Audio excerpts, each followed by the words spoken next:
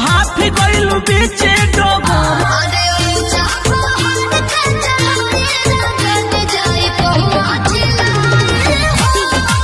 तो फाइनली तूफान राजी का आज न्यू बोलबम सॉन्ग को रिलीज कर दिया गया है। जिस बोलबम सॉन्ग का बोल था तू तो सौखे में ऐलू देवघर हो, इस सॉन्ग को Neelkanth music present YouTube channel के माध्यम से रिलीज किया गया है आज सुबह 6 बजे।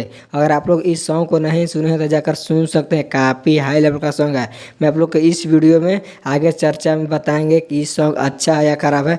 मैं आप लोग को इस वीडियो के माध्यम से सब कुछ आगे बताएंगे। उससे पहले अगर आप लोग मेरे चैनल पर नए हैं तो मेरे चैनल को भी सब्सक्राइब जरूर कर दीजिए। तो आइए बिना समय लेते हुए इस वीडियो को स्टार्ट कर देते हैं। सबसे पहले बात कर लेते हैं इस सॉन्ग के बारे में। तो मुझे ये सॉन्ग जो शूटिंग किया गया है जगह पर वो मुझे बहुत ही ख़राब लगा, क्योंकि तूफान राजी भैया जी को इस सॉन्ग को कुछ अलग ही अंदाज में जगह पे शूटिंग करने का काम था।